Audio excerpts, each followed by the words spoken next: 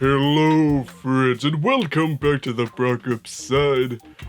The Gentleman was directed by Guy Ritchie and is basically a modern gangster story about marijuana growth plants in Europe, and then, with Matthew McConaughey versus a bunch of other people, and just an all-round all-star cast with a good old sense of humor.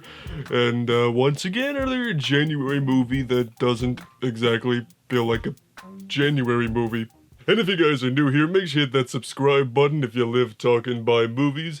But anyway, so since we are talking about a movie called The Gentleman After All, it gives me a good chance to, dress up for the video a little bit more. And if it's all the same to everybody, I'm just going to be holding up this drink for the remainder of the video, so let's get into it.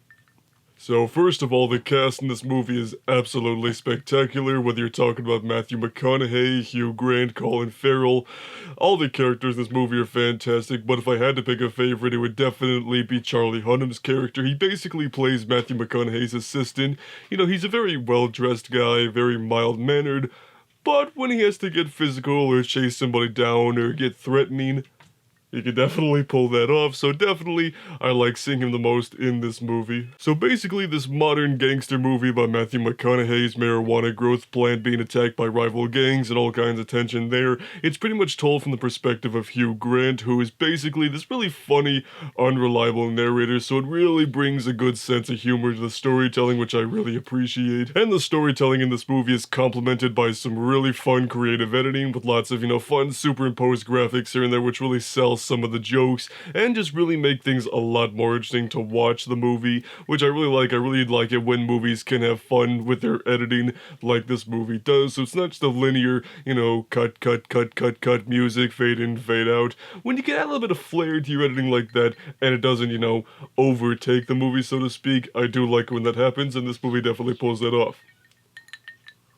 And that's one of the things I also really like about the movie, is the fact that it doesn't take itself seriously. It knows what it's trying to be. It's just trying to give the audience a good time. Now, full disclosure, I'm not the most familiar guy with Guy Ritchie's movies. I've only seen a couple of them, so I've heard from other people this movie kind of retreads a lot of ground from other Guy Ritchie movies, so that might dampen your viewing experience of this movie if you're more familiar with his work than I am. But personally, I enjoyed the movie, and there were so many times where I was just laughing out loud because the humor just hits so well in so many scenes. So overall, this is the second January movie that I've had a lot of fun watching in a theater, which is good because I expected to just see nothing but a bunch of crap this month. And there actually seems to be a good ratio between crap and not crap. So I wonder if the January tides are beginning to turn.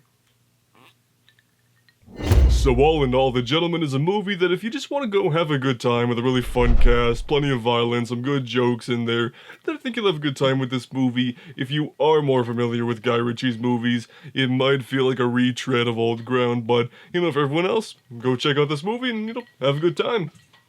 Maybe dress for the occasion too. I mean, how many times in your life you'll get to see a movie called The Gentleman After All?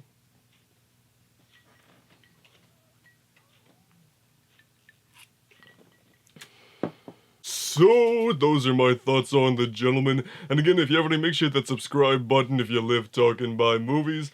But anyways, so if you guys have seen this movie, then tell me your thoughts about it down below, and we'll see you on the Brockopp side.